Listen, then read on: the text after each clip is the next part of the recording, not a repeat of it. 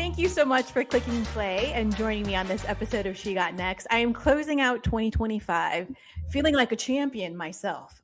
I'm calling it for myself, but the real champion in our presence is Eve Godat. She's the Senior Director of Content for Gotham FC. Hey, Eve. Hello, Olivia. I feel like a champion. It's amazing to be a part of this year with this club, and I'm excited to close the year out with you too. What a fun! You're super kind. You're super kind. So are you still riding that high, that Gotham FC championship high? Oh my gosh, I'm going to be riding it for the rest of my life. I think it's one of those incredible moments where when you're not playing the sport, you try and find opportunities to be competitive and have that feeling. And so often when you work in sports, you don't win championships. Yeah. And this is not my first, it's my second. And I think just knowing that about my career is incredible. And I'm so grateful. And just, it's especially being, and we'll talk about it, I'm sure, but especially being on a women's team and being in the women's sports championship world now, it is honestly like a dream come true for me too. So it's been amazing. I'm going to ride this, like I said, for the rest of my life. As you should. I mean, in fact, you might be the lucky charm. So anyone who gets you, it was going to be like, I'll take it. I know that's maybe not the case, but I'll take it at least right now. A win is a win. A win is a win. And you're winning right now. So for those of you that have been living under a rock, or I don't know what you've been doing, but of course, Gotham FC won the NWSL championship. They won a couple of years ago, but this year seemed a bit different. They were thought of as being the underdogs after you guys beat the team, Kansas City, that they thought would run away with it. You kind of stepped into what some called the villain era. And I'm curious, as the Senior Director of Content, where you're capturing these images and video of players, I wonder if you saw, again, from your perspective behind the lens, a change in their shoulders, a change in their chins. If that villain era really kind of was indulged by them, like, yeah, we're gonna capitalize on it. I love it. It's funny. It's like it didn't feel like we were in the villain era because we knew we were going to win. We went into that basically being like, this is a club, whether you're on the pitch or off the pitch, who deserves this. The players played extra games. We played different tournaments. A handful of them went out and played on their national teams. We did a lot this year.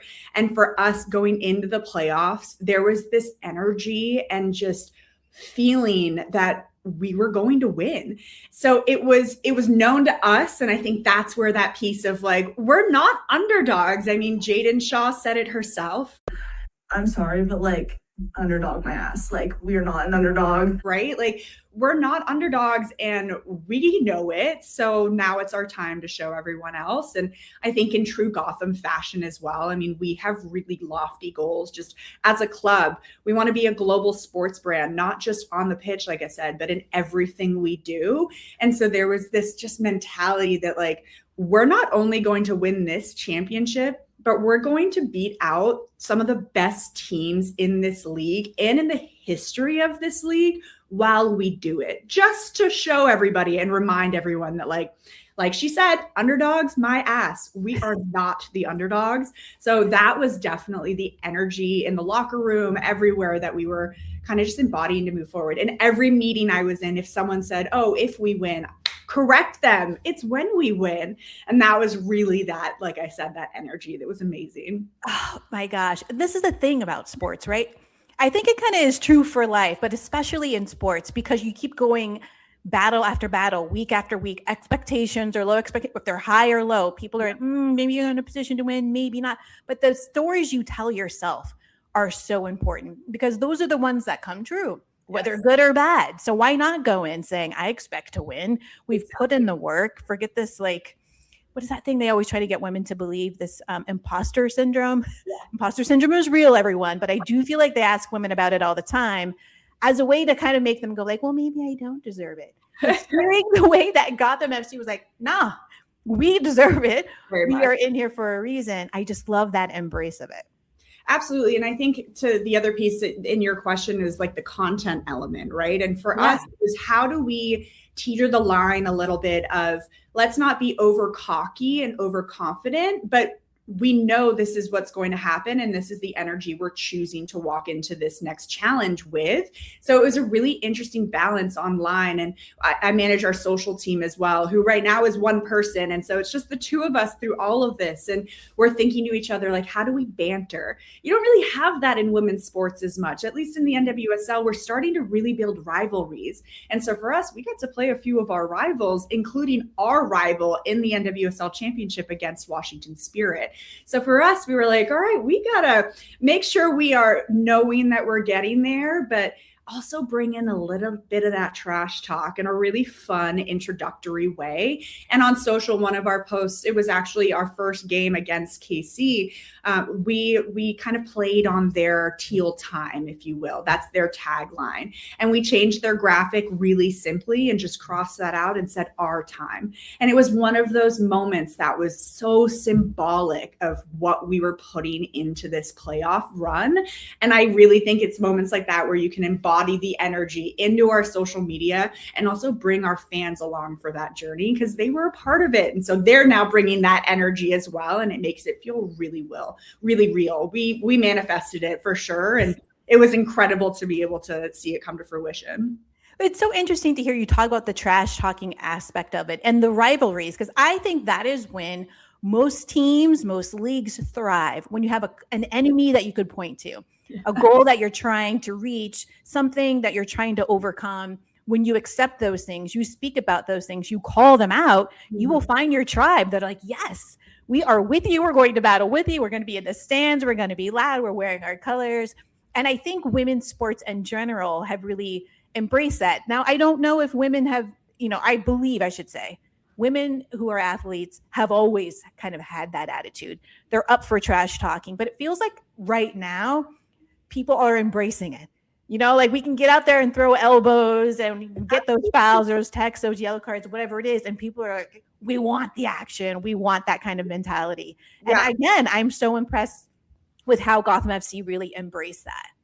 It's a part of our brand, right? I mean, we're always building, never finish is a big tagline for us. And underneath that lies a layer of grittiness and unforgiving power, if you will, which is really fun to be a part of on the content side. And I think it also embodies what women's sports journey is going through, especially right now, right? We are still getting hit with some complaints and some criticisms, but we're just pushing through it and we're developing something that hasn't been done before, right? And I think that's what's so exciting as well, is to have come through this year of trying new things online and building some of these rivalries, both on the pitch and on social media, in our branding. And to be able to have that come to fruition in a championship is also very validating from a front office standpoint. Like, we are doing the right things. Our players feel supported. They're embracing that they're a part of Gotham and a part of this movement as well, right? That I think is really encouraging. You said it a little bit, right? It's a part of who they are anyways. These are players, they're athletes, they're trash talking on the pitch. I mean, Emily Sonnet is just an icon when she's on that pitch with some of the things she'll say. And that's how it should be, right? And the concept of playing like a girl is just so different now. And I love that. And so content, it's how do we embrace it? How do we magnify that and make it feel really authentic to Gotham? I mean, everyone here is very gritty and has a little bit of banter in them. And so for me, it's kind of my job to help it encourage all of us to be embracing that and to personify it in the content that we're producing. Well, even in the name of the team, Gotham, there's a mentality and an image, a feeling that comes to mind when you even hear that name. And thinking about the ways in which that you are telling the story of the team. I hear you when you say you've got a team of 2 right now. I imagine, there's a level of professionalism, perspective, a lens with which you see the world that Gotham FC was like, yes, this is our girl. Eve is our girl. Talk to me a little bit about what that lens is. Does it start with you saying, here's how I think we should approach it, or you're kind of feeling people out and then deciding after that? I don't mean to even put you in a box of this or that, but I just wonder how you decide the kind of visual stories you want to tell, whose personalities are really. I love that question. It's almost 2 parts. And I think I've never really thought of the first part of the question is like, why me in this world of content and social? And I think something that I do tell my team often, and just the strategy that we're building is produce the content as if you are the consumer of that content, because then we know it's going to be consumed by the right people in the right way, and they're going to enjoy it. My social manager on my team, she is fantastic, and she's funny, and she embodies Gotham's brand. And so for me, it's my job to, like I mentioned, support her in feeling encouraged to sometimes write a snappy caption, right? Or to pull a player that we do want to have featured in a video, and to get the confidence to be able to do that, right? It's difficult. It's always a funny barrier, but I think for me, it's really reminding my team that like we are our core audience. So we need to trust ourselves when we make decisions on what kind of stories we do want to tell, and what kind of content we want to put out there. So I think that's one part of it, is really this mentality of producing like a consumer. And for me, I started my career in social media and content when jobs in social media didn't exist. I was in college working for a bunch of companies in the ski industry. And I was like, well, I coded my Facebook or my MySpace as a kid. And then I had a Facebook when I shouldn't have had one, when you had to have college email addresses, but I got one anyway. And then in college, I'm aging myself, and it's great and it's fine, because with age, experience, and wisdom comes. And when I was in college, social media really switched from personal to professional use. And I was like, I think this is what I want to do. There weren't jobs out there that were really what were inspiring me. And I wanted to be a professional athlete. That wasn't going to happen. I kept getting injured, and that's okay. Everyone has a ceiling. And that was mine in sports. And so I wanted to get in this. And I thought, wow, I think social media is the way in which I can do it. I love people. I love storytelling. And I get to put this together in a way, in a platform that many people are going to see it. I love that. So I actually printed and made a little trifold brochure and walked around. I went to the University of Colorado, go Buffs. So I walked around Boulder, Colorado with a little brochure. And I said, hey, bar, restaurant company, you really need an Instagram. Let me help you. And I landed my first few clients. And after about 6 months, I had 10, I had interns. And it was a job. I was like, this is going to be a career, and I know it. I trusted my gut. I moved to California to work at GoPro and test these little grassroots strategies. And it was like, no, it's working. And then I ended up getting another job where I was moved to Texas to work in American football. And that was a whole other world. And it opened my eyes to the opportunities that I could really bring myself full cycle and come back to women's sports, specifically women's soccer, because it was a huge part of my life growing up. So I think being able to trust myself in that experience, and I use social media all the time. My dog has an Instagram account. Yes, he does. Really trusting my decisions in that, hey, you've built this and been in the weeds and in the trenches on all of it. Trust your gut as long as you're learning about your new audiences, depending on what you're doing. So I think that's like a very long-winded way of essentially saying, like, when you work in this, it's for a reason. You're chosen for a reason. Be confident in that and trust your decisions, because as long as you're thinking like your core audience or the people that you're trying to speak to, it's going to be okay, and it's going to resonate with the masses, whatever story you're trying to tell. Gosh, Eve, you're coming in with the end of the year word for me right now. Trusting your gut. You've done the work. You've earned it. Walk in confidence. Word for the end of the year and for the beginning of the next. Something to walk in. Yes. But I want to take you back. You and I connected on LinkedIn after I hunted you down a few months ago. And then I saw a post that you made. I'm like, I have to go back. I need her to be on the show because it so affected me. I'm going to read it for you now. Now, here's, again, I think it was just a few months ago. In your 30s, you will feel a surge of, this isn't working for me anymore. It's very important to let it launch your next era. I'm going to go through this post in pieces because I'm like, yes, oh my gosh, I want to know about this. Just thinking about that. In your 30s, you will feel a surge of, this isn't working for me anymore. I want to know, first of all, how did you know that happens in your 30s? Were you asking friends, family, folks who have been there? How did you confirm that for yourself, that you weren't abnormal with feeling this surge?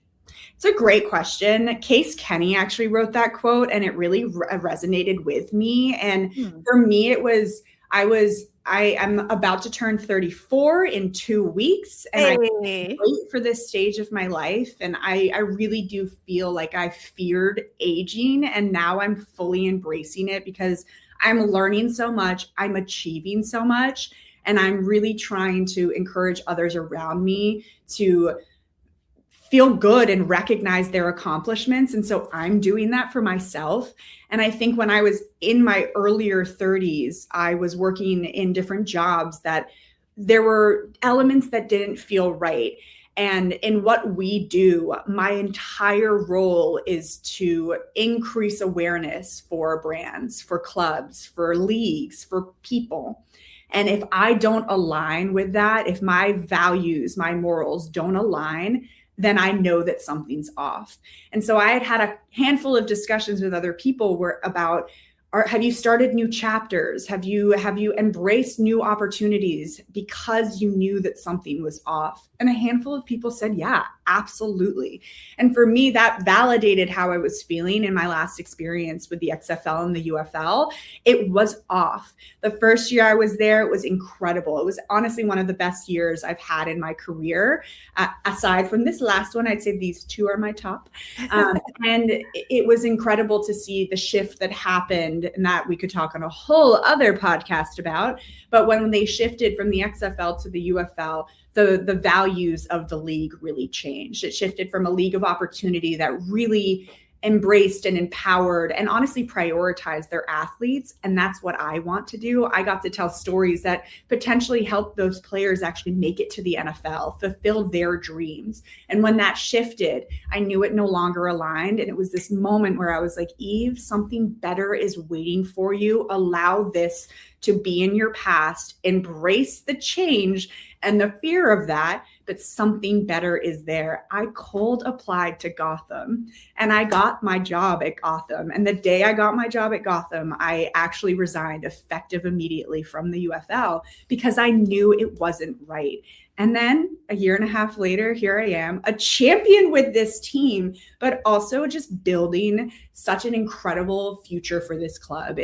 We have incredible owners who are very and like supportive of what we want to do and the dreams that we have off the pitch. I want to win awards for us. Let's bring in Emmys. Let's win Webbies. Like the ceiling doesn't exist to me here. And I felt that before. And so I think for me, it was really just listen to yourself. I mean, we talked about it, right? Trust your gut. If something's not right, it's because there's another opportunity that is better. Learn from what you've done so that you can bring your best self into that next opportunity, but embrace it. Don't fear it. I think I put that in that post. I think it was never like fear the unknown, embrace it because it really could be the better opportunity. And it was. Yeah. Well, again, there's so much in that.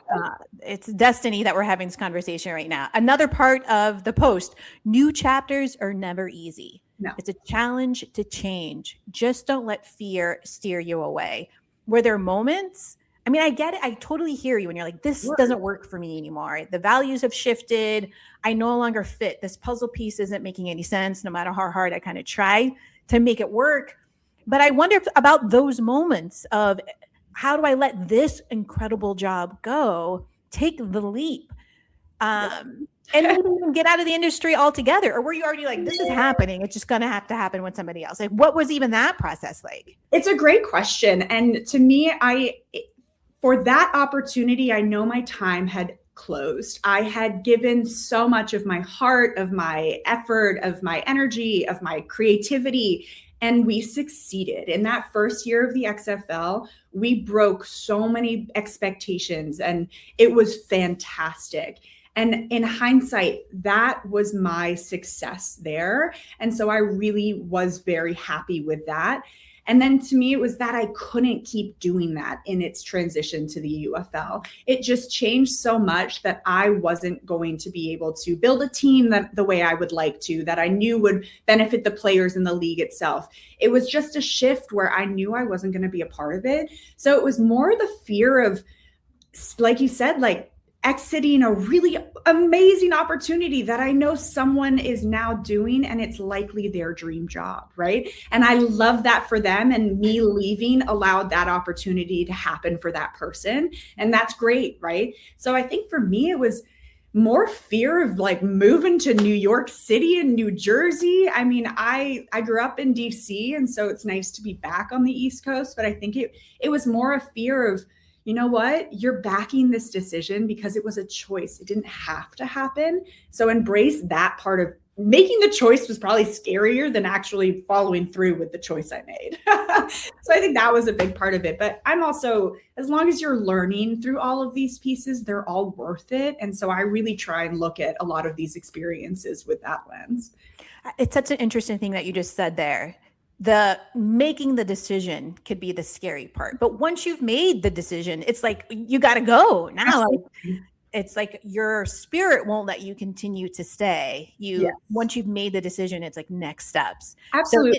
So more in your post, you wrote, embrace it, trust yourself, elevate those around you, bring positivity. Talk to me about elevating the folks that were around you. Yeah. Knowing that you're like, I'm about to peace out. This is no longer fitting me, but I had built this team. I've worked with these folks. So I've got to, what they say in sports is like, you're going to continue to run into these people throughout your professional journey. So you want to leave in a position where you can call upon them. They can call upon you at some point. Absolutely. My network is so invaluable in my life. I'm very lucky to have not only met the people that I've met, but I'm very grateful that I'm a person and they are people who want to support and continue our relationships, right? It's one thing to meet someone, shake their hand and never see them again and maybe add them on LinkedIn, but it's another thing to check in, right? It's another thing to invite them to your matches. It's another thing to give them a call, send them a happy match day text, right? Those are those pieces that I think are so important and they're so vital, especially in the world of sports, especially for women. It can be so competitive, and I really want it to be more of a collaborative space just in general, especially for myself and for the people I like to elevate and the teams I like to build. So for me, I'm actually very grateful. And I was just having this conversation with someone yesterday. I feel like I am in my era of living my dream job. And that's a beautiful thing to experience. In the same vein, my favorite part of this part of my dream isn't that I'm experiencing it, it's that I can build it and elevate the people around me. I really love it. At the XFL, I managed a really large team, and a handful of them are now social media managers in the NFL, right? In the NHL. Those pieces are why I love to do what I do. I want everyone around me to grow and to get better opportunities than I ever had, right? And in order to do that, I also need to make sure that they are confident in their roles and their decision making. And so elevating people is absolutely vital in like everything I do now in my career. And it was actually one of the things that I stayed at the UFL long enough for. I told myself, you're not leaving this job until you make sure that the people you manage have opportunities or are set up for once you do leave or once they do need to leave, because their jobs became seasonal. So all of a sudden that became my main goal, right? And I did, and it was amazing. And I see that here as well. Women's sports, it is tough, right? It is a dream, but the reality is that it's difficult, right? It is difficult to be a part of it. Midge Purse on our team, she actually just was quoted with Women's Health, basically saying, and this isn't the exact quote, but she basically said, women's sports need not be treated like a charity case. It's not. And oftentimes I feel that where I'm like, no, we're not a charity. We are an incredible women's football team, a club here. And I think for me, it's reminding people of that and elevating people within the business office, because these are real jobs. We aren't just a pro women's team in New York. We are the team. And so I think it's finding ways of elevating your individuals, the people you manage, the people around you, so that they understand that that's not only the expectation that you need to hold yourself to and the caliber of quality we need to meet, but it's being able to do that for yourself. And that is such a powerful thing, I think, in where I am in my career. It's such a powerful thing to be thoughtful about setting other people up for success and not just kind of feeding the need, the greed, whatever it is that you have for you. And that's likely why, Eve, you've had so much success, because you're not just thinking about yourself and the next rung on the ladder that you want to climb, but creating opportunities for other people to climb up next to you, behind you, Absolutely. reach out to those folks. That's how I got here, right? And I think for me, that perspective has really helped me. Lonnie Paxton, he is a 3-time Super Bowl champion. He was with the Patriots. He is one of my absolute dearest friends in the sense that we don't speak all the time, but we have helped each other in so many different aspects of our careers. I owe him so much to where I am right now, and he knows that. And I think that is something where he was that for me. I really want to be that for other people, and I'm really grateful to have that. Shout out, Lonnie.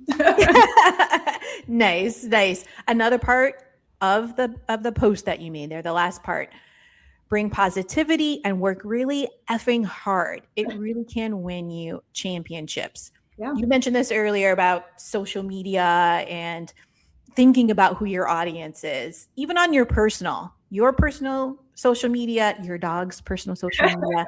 All of us are just posting the highlights, right? But it's really hard. It's those things in between, the smiles and the trips and all of those things that are really hard. Can you give us a little bit of a peek into what the day-to-day is for you that's really hard and that ultimately can win you championships? Yeah, great question again. It's obviously, you have two sides to every story. You have your professional side and your personal side, right? And oftentimes when we work in sports, and I assume a lot of other industries because I haven't been in them, but I assume it happens everywhere, those really mesh together. And for me, it's finding that balance of both, because we do work a lot. I mean, social media never sleeps, right? And our season with the NWSL goes from March to November. Well, we're really good. So we play a lot more games in other championships. We just won the CONCACAF Champions Cup. That took extra games to be able to win. I'm really glad we did it because we're the first ones ever. It's one of the new competitions for women's sports. So of course we had to go and win it, right? Well, that took more time and energy and effort in our time. I mean, that's the kind of thing where we work a lot, right? We're driving out to the training facilities. We're traveling every weekend for their away matches. We're here when they're playing at home. It's my whole life. And I think that's oftentimes maybe not the best thing, but I'm very lucky that I love all aspects of it. So I think that the challenge is, one, to go back to elevating others, I make sure that my team can rest, because burnout is so real and we are so go that we have to find opportunities to rest. Creatives need this, and this also needs to take breaks. And so that, I think, is so important. So for me, it's like, we do have a small team. I have an incredible team videographer. She's phenomenal. And my team photographer is unbelievable. And then my social media manager and I are the ones responsible for posting everything, right? And so empowering us to, one, get another one, which is fantastic. We'll introduce her the next time we talk.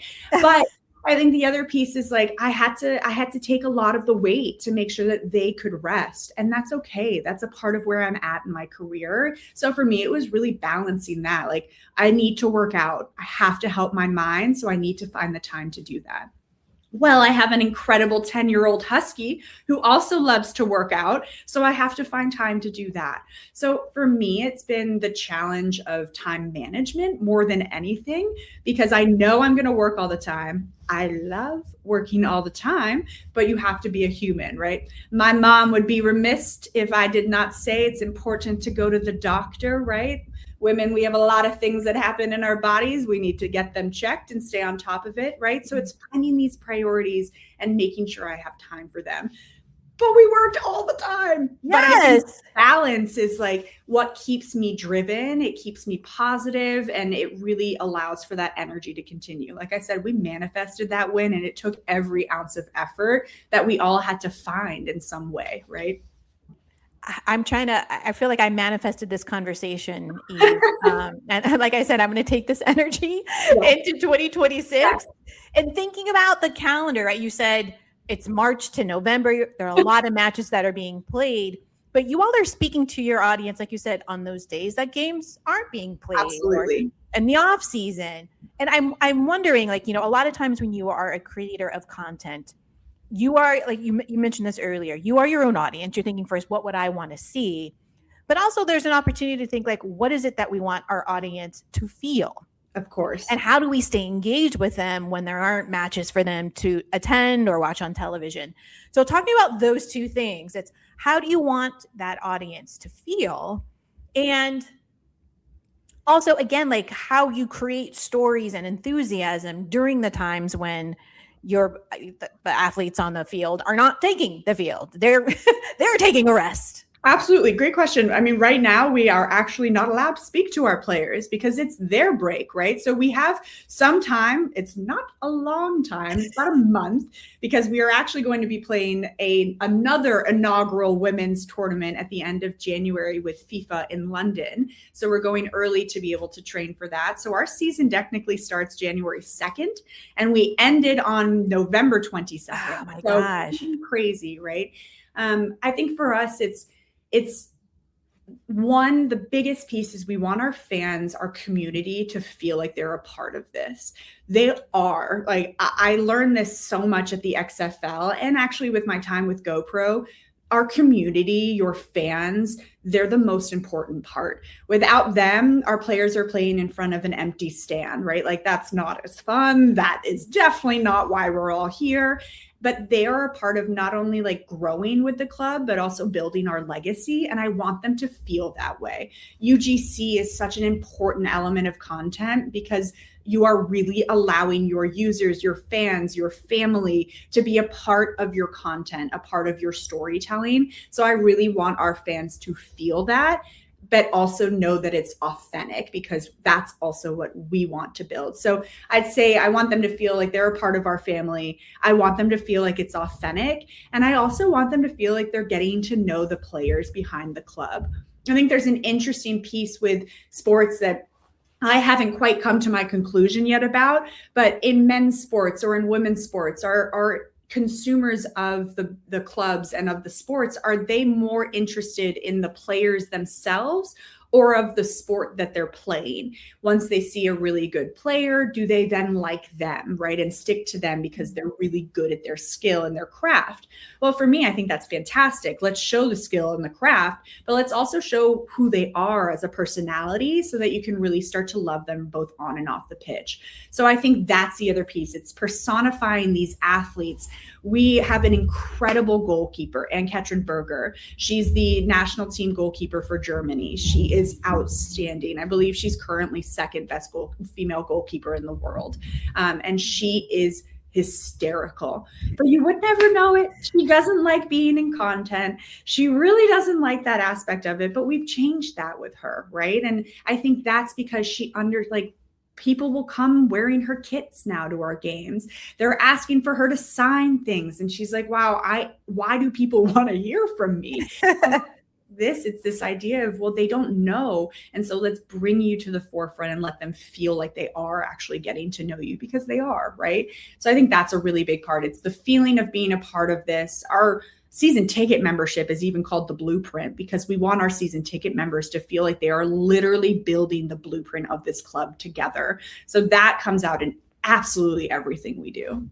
Well, thinking about that piece about getting the athletes to participate, the players on the team to participate, especially those who are a little bit shy, like this is the thing I think about with those folks who are capturing content for social media all the time. They are professional athletes. They're at practice to practice. They're learning plays and drills. They're recovering off of injury. They're preparing for their opponent next week. And you all have to say, give us your top 10 funny shows that you're watching on Netflix. Like, I wonder what, I mean, obviously that would take way too long to do an entire so you have to be quick with it. But I wonder how you all approach being able to get that content from them, so necessary for your fans and your audience who are following you all on social to feel a part of it, to understand who those players are with balancing work. Because these are about work. Absolutely. And for us, we also really want them to know that we prioritize their work as well, right? We never want to inundate or distract. We know what their goal is, just like we know what ours are. And sometimes they conflict a little bit, but we make sure that they understand that our goal is to make sure that they are getting what they need to get done. So I think straight out the gate, making sure that that's clear, like, hey, we understand we are not your priority, and that's okay. But like, you are our priority, so we're going to have to figure this out. So just level setting, I think, is really important. They're people too, right? And so understanding that is vital. And the trust building is the most important piece. I tell my team that this past year, it was a pretty different roster. It was a new roster. It was a new social team, to be honest. And so for me, I was like, this is a year of trust. This is where we build our relationships with each of these players so that they are more inclined to be in our content, so that they're not like, oh, I'm worried about how they're going to portray us online, right? That's a big worry. So building trust, I think, has been the most important piece, because we also go to them. We ask them whiteboard questions at training and they walk right in front of us so they cannot miss us. So they know we're going to put the opportunities in front of them in a way that doesn't distract from their schedule, which is great. We're never going to ask them anything that they won't want to answer. And if they don't, that's fine, right? There's no pressure associated to it. I think the challenge is finding the opportunities to elevate the content. And I think that's something at Gotham that's really exciting to me. We have a handful of partners now who want custom content series. So they are wanting us to sit down with our players, tell those stories, open opportunities to potentially take them into different places in the city, to try new restaurants, meet local business owners, right? So those are the content opportunities that are in addition to what our players are already doing. So those are the more difficult ones for us to find time to schedule, right? Even those elements. But with pairing them with partners, the players also know that the awareness will be great. So it's good for them, right? We have a handful of players who love the idea of getting their name out there. Midge Purse opened on Chicago on Broadway. Like, she has no fear of the content that we bring her way, right? But our rookies maybe a little bit. So again, it's like finding the trust, building that with them, making sure the opportunities are aligned to things they want to do, right? And then ensuring that it's scheduled around their time, so it's not a overbearing, if you will, or overwhelming. That is difficult when we are with such incredible players and we play games all the time. But that's, I think, how we're kind of navigating that into bringing them into the content more. And having New York as your backdrop, I mean, there's so many opportunities to tell such incredible stories for those who it's their first time living in New York. And I know that you're fresh to New York, and so many different aspects of that thriving city. Yes. Things that are a surprise to the players, or like, this is where I go to get my everyday shake, or whatever those reality. There's so many elements that you can infuse to, like you said, elevate the content beyond what you naturally or normally might see on different teams' social media. But thinking about time, I don't want to overwhelm you, because I know we scheduled this for like 30 minutes, but I'm like, hey, let's talk forever. And let's have a call afterwards. I need you to motivate me in that. Yes. I like to spend the last 5 minutes of every conversation asking the same 4 questions. And they're very easy questions, so no fear here. But we're going to begin with your first sports memory, or an early sports memory. Maybe something that happened in your youth. I know you played soccer, maybe you were watching it, or another sport on TV, but what's the first kind of sports memory that's popping up in your mind right now? I love the fact that when you asked that, I had about 10. So what nice. I've lived that I have more than one that come to mind. I think the first one was honestly playing soccer with my dad, watching, and like him yelling at me from atop of the hills behind and kind of telling me to be better, and me thinking like, wow, I love this energy. I think when I played soccer growing up, it was, you were playing with your friends, but there was competitiveness. And I just always remember thinking like, wow, this is lighting up every part within me that I think is cool. I want to keep doing this. And so I think that's probably one of my first where I was like, I don't think sports will ever not be in my life. How do I make sure that it is?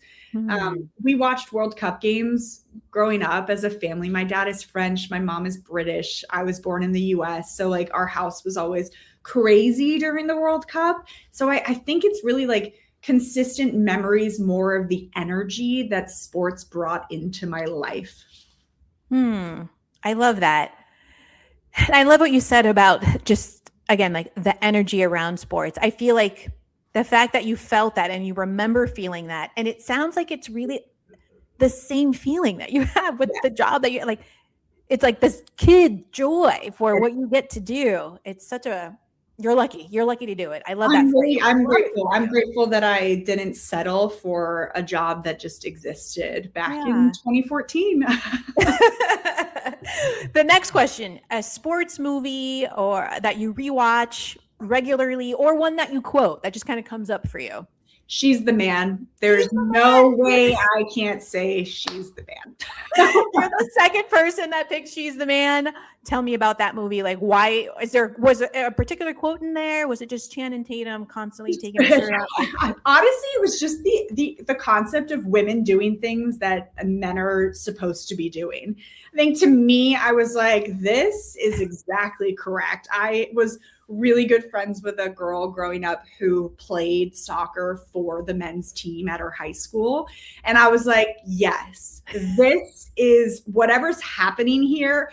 I need to keep doing that some way in my life. And like I said earlier, playing sports professionally was not in the cards for me. And so I think this She's the Man is like my whole idea of like, well, you know, I can still be the man and work in sports and not be the one playing it. But so that was very much like, just because it's a men's team or a room full of men doesn't mean that we aren't equally as deserving to play in that space. Yeah. You shout out one of your mentors, somebody who has supported you in your career earlier, but I want to go back to this because I always give people an opportunity to shout out one or two people who they can point to and say, I would not be here had it not been for their support, their mentorship, them getting on a phone call and telling me I can do it, making a recommendation and saying, you want to interview this young woman. But beyond Lonnie, I mean, you could say Lonnie again, like it's just Lonnie, or then maybe there's another person that you want to shout out as well that really, again, supported your career trajectory. This feels like if you were to ask me what my favorite movie is in general, I wouldn't be able to give you just one because I love movies. I feel very much like that about my network. If I could shout them all out, I would, and we'd be here until 2027. So I can't. But I think, I mean, I'm very lucky that my parents have been supportive for all of this. Like I said, I started a job that was not a real job. There were no careers in social media. It didn't exist. Influencers were barely starting. And for me to be able to say, hey, parents, I'm actually like not going to move home from Colorado after school and I'm going to start this career in something that doesn't exist, for them to trust in that and support me and challenge me where it was necessary, I think that has always helped me know that no matter what happens, it'll be fine and I'm supported by them. So I think that's a really big part of it. I would also say my partner at the XFL, his name's Bill McCullough. He is one of the most incredible people I've ever had the pleasure of working with, in the sense that we just fully connected on what we felt was not right versus wrong, but right in values. And we were able to produce content that aligned to that. And that was to support the people around us. You don't often find people in business whose sole goal is truly to support those around you. And Bill is that person. So I think he really empowered me with the confidence that, like, yes, I can be someone who prioritizes everyone around myself and me, but also grow as well. Like, there's no word in the English dictionary, and I challenge anyone listening to correct me on this if you find one, but there's no word in English that speaks to selfishness as a positive thing. It's always negative. And I think Bill really empowered me to be selfish in different opportunities, because my goal was to support everyone around me. So I think Bill is probably someone, not just from a content perspective, because he's an incredible producer of content and guitarist, but I think from like just being a good person and understanding that, like, you don't have to sacrifice being good to be great. This has just been Everything you're saying to me, Eve, is what I needed to hear today. And hopefully what other people needed to hear. It's so inspiring and encouraging to know that your foundation, your parents setting that foundation of chase your dreams, know yourself, be confident, and then to be supported on your professional journey to keep doing that for yourself and for others. The last question I usually ask is, how are you making space for the next generation of women in the industry? And you've said that for the last 30 minutes, elevating others and putting them in a position to be successful. Again, you're an inspiration. I'm super excited and grateful that you spent the last 30 or 40 minutes with me. I wish you every success. I cannot wait until I get up to New York. Hopefully we can hang out and did you get a championship ring or do they give them next year? We'll be getting them. So feel free to come to that first match so we can celebrate it together. That's going to be amazing. Amazing. Congratulations on all your success. I'm with you. Speak it into existence, claim it. You're winning another.